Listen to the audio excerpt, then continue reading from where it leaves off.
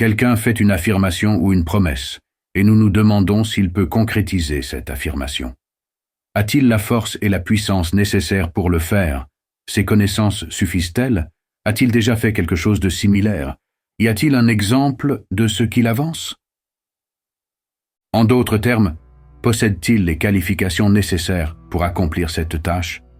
De même, Allah Azza wa Jalla nous fait une affirmation et nous promet « Après votre mort, je vous ressusciterai », nous dit-il. Et que cette tâche n'est pas difficile pour lui. Et chaque année, voire chaque jour, voire chaque instant, il nous montre de nombreux exemples à ceux qui regardent attentivement autour d'eux. Mais toi, peux-tu voir cela?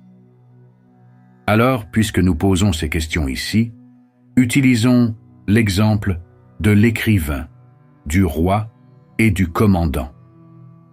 Pour mieux préparer cette démonstration, commençons de la manière suivante.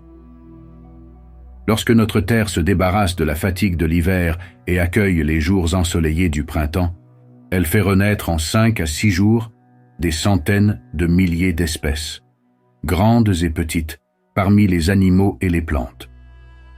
Autrement dit, après les morts de l'automne et de l'hiver, à l'arrivée des saisons suivantes, au printemps, elle ressuscite et répand sur la surface de la terre. Même lorsque les graines sous la terre, avec très peu de différence en matière et en structure, sont dans un état chaotique, Allah les ressuscite rapidement, facilement et de manière ordonnée en quelques semaines, et en crée même de nouvelles. Et il leur confère à chacune des caractéristiques distinctes. Allah dit alors que la mort de l'homme et sa résurrection dans l'au-delà sont aussi faciles pour lui. Prenons donc un des 3 exemples qui prouvent que cela est possible et facile. Imaginons un écrivain miraculeux, capable d'écrire sans erreur, sans confusion, parfaitement et avec beauté. 300 000 livres dont les lettres ont été effacées ou détruites, en 1 heure, sur une seule page. Si quelqu'un vient et te dit que cet écrivain, qui a écrit de cette manière, peut reproduire de mémoire ton livre tombé dans l'eau en 1 minute, diras-tu « non, il ne peut pas le faire » ou « je ne le crois pas ».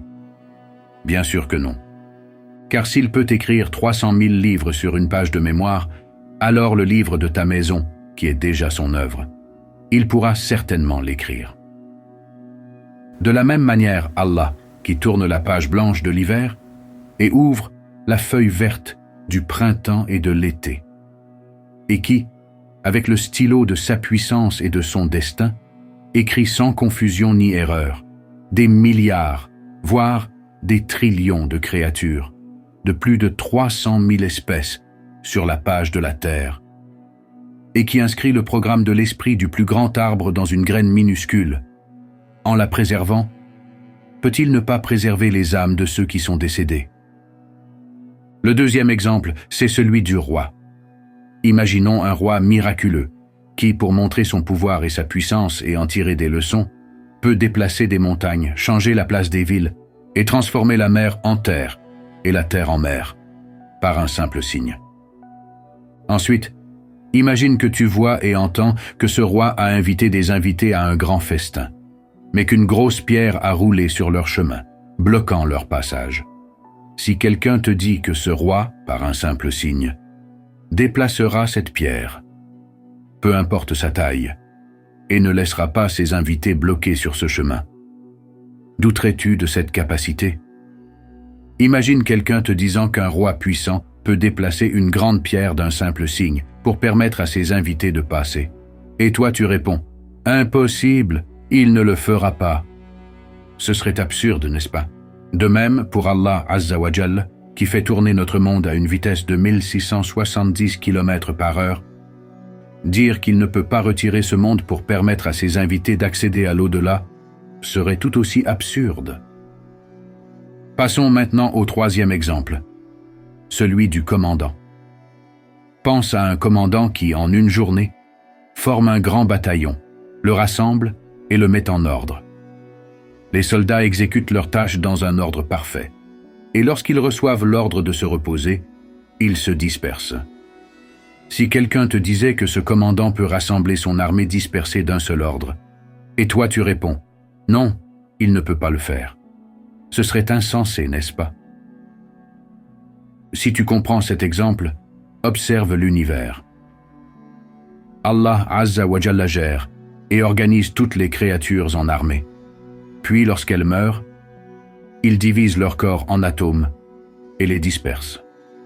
Quand le moment viendra, il rassemblera ces atomes dispersés d'un simple commandement, kun fayakun, soit et cela est, et les réunira en un corps parfait avec un ordre impeccable.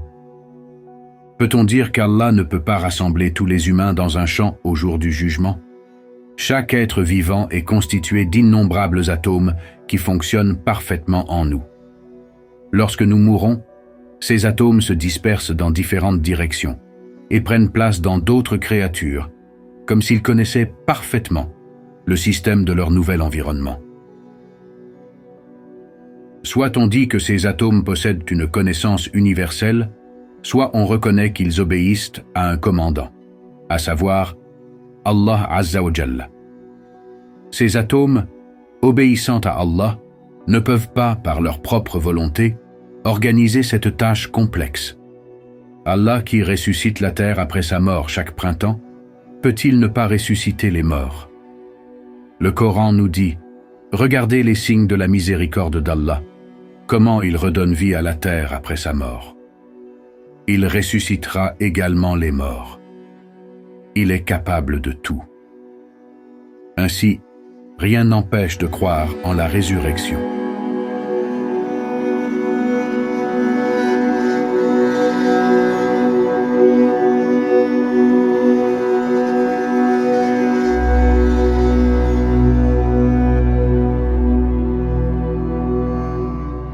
Celui qui aide à faire une bonne action pour Allah recevra une part de la récompense.